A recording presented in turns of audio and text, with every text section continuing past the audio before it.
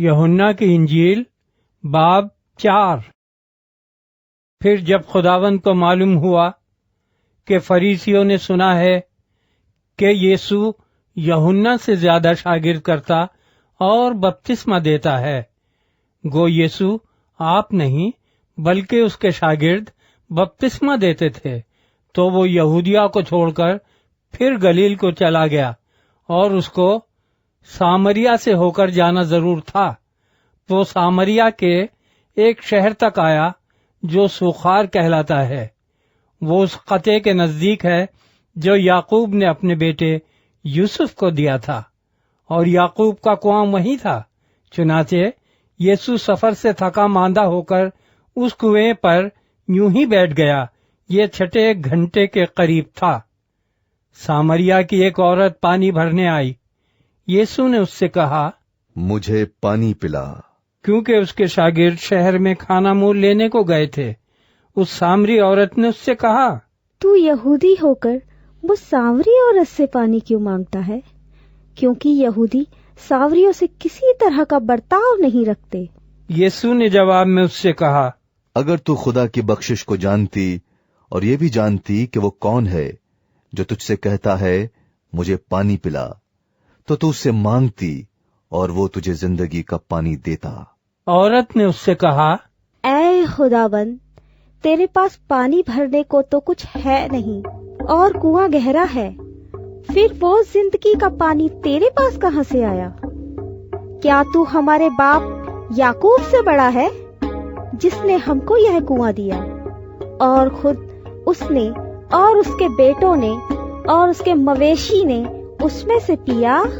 यीशु ने जवाब में उससे कहा, जो कोई इस पानी में से पीता है वो फिर प्यासा होगा, मगर जो कोई उस पानी में से पिएगा जो मैं उसे दूंगा वो अबद तक प्यासा न होगा, बल्कि जो पानी मैं उसे दूंगा वो उसमें एक चश्मा बन जाएगा जो हमेशा की जिंदगी के लिए जारी रहेगा। औरत ने उससे कहा, ऐ खुदावंद, वो पानी मुझको दे, ताकि मैं न प्यासी हूँ न पानी भरने को यहाँ तक आऊँ। यीशु ने उससे कहा, जा अपने शौहर को यहाँ बुला ला। औरत ने जवाब में उससे कहा, मैं बेशौहर हूँ। यीशु ने उससे कहा, तूने खूब कहा कि मैं बेशौहर हूँ, क्योंकि तू 5 शौहर कर चुकी है, और जिसके पास तू अब है वो तेरा शौहर नहीं। ये तूने सच कहा। औरत ने उससे कहा, ऐ खुदावंद, मुझे मालूम होता है कि तू नबी है। हमारे बाप दादा ने इस पहाड़ पर परिश्तिश की, और तुम कहते हो कि वो जगह जहाँ परिश्तिश करनी चाहिए यरूशलेम में है। यीशु ने उससे कहा, ऐ औरत, मेरी बात का यकीन कर कि वो वक्त आता है कि तुम न इस पहाड़ पर बाप की परस्तिश करोगे और न यरूशलेम में। तुम जिसे नहीं जानते उसकी परस्तिश करते हो, हम जिसे जानते हैं उसकी परस्तिश करते हैं, क्योंकि नजात यहूदियों में से है। मगर वो वक्त आता है, बल्कि अभी है, कि सच्चे परस्तार बाप की परस्तिश रूह और सच्चाई से करेंगे, क्योंकि बाप अपने लिए ऐसे ही परस्तार ढूंढता है। खुदा रूह है, और जरूर है कि उसके परस्तार रूह और सच्चाई से परस्तिश करें। औरत ने उससे कहा, मैं जानती हूँ कि मसीह जो ख्रिस्तुस कहलाता है आने वाला है। जब वो आएगा तो हमें सब बातें बता देगा। यीशु ने उससे कहा, मैं जो तुझसे बोल रहा हूँ वही हूँ। इतने में उसके शागिर्द आ गए और ताज्जुब करने लगे कि वे औरत से बातें कर रहा है। तो भी किसी ने ना कहा कि तू क्या चाहता है या उससे किस लिए बातें करता है। बस औरत अपना घड़ा छोड़कर शहर में चली गई और लोगों से कहने लगी, आओ, एक आदमी को देखो जिसने मेरे सब काम मुझे बता दिए। क्या मुमकिन है कि मसीह यही है? वो शहर से निकलकर उसके पास आने लगे। इतने में उसके शागिर्द उससे ये दरखास्त करने लगे, ऐ रब्बी, कुछ खा ले। लेकिन उसने उनसे कहा, मेरे पास खाने के लिए ऐसा खाना है जिसे तुम नहीं जानते। बस शागिर्दों ने आपस में कहा, क्या कोई उसके लिए कुछ खाने को लाया है? यीशु ने उनसे कहा, मेरा खाना ये है کہ اپنے بھیجنے والے کی مرضی کے موافق عمل کروں اور اس کا کام پورا کروں؟ کیا تم کہتے نہیں کہ فصل آنے میں ابھی 4 مہینے باقی ہیں؟ دیکھو میں تم سے کہتا ہوں، اپنی آنکھیں اٹھا کر کھیتوں پر نظر کرو کہ فصل پک گئی ہے، اور کاٹنے والا مزدوری پاتا اور ہمیشہ کی زندگی کے لیے پھل جمع کرتا ہے، تاکہ بونے والا اور کاٹنے والا دونوں مل کر خوشی کریں۔ کیونکہ اس پر یہ مثل ٹھیک آتی ہے کہ بونے والا اور ہے، کاٹنے والا اور۔ میں نے تمہیں وہ کھیت کاٹنے کے لیے بھیجا جس پر تم نے محنت نہ کی، اوروں نے محنت کی، اور تم ان کی محنت کے پھل میں شریک ہوئے۔ اور اس شہر کے بہت سے سامری اس عورت کے کہنے سے جس نے گواہی دی کہ اس نے میرے سب کام مجھے بتا دیے، اس پر ایمان لائے۔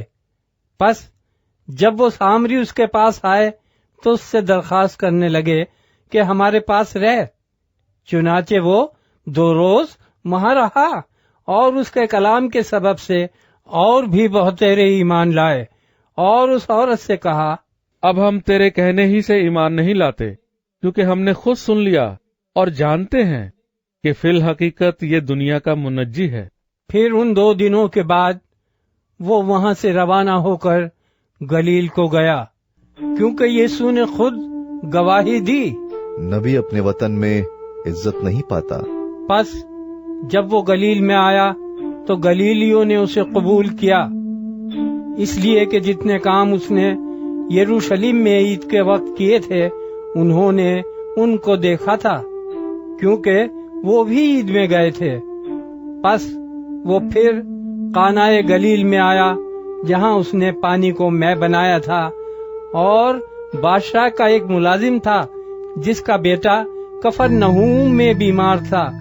وہ یہ سن کر کہ یسوع یہودیہ سے گلیل میں آ گیا ہے اس کے پاس گیا، اور اس سے درخواست کرنے لگا کہ چل کر میرے بیٹے کو شفا بخش، کیونکہ وہ مرنے کو تھا۔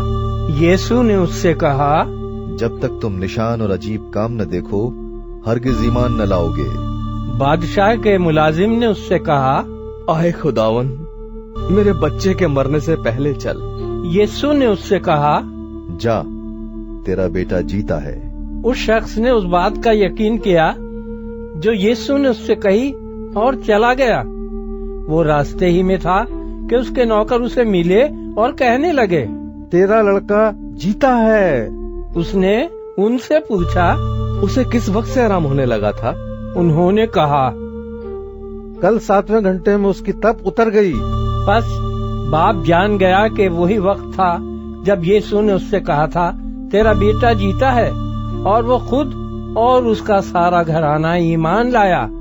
یہ دوسرا معجزہ ہے جو یسوع نے یہودیہ سے گلیل میں آ کر دکھایا۔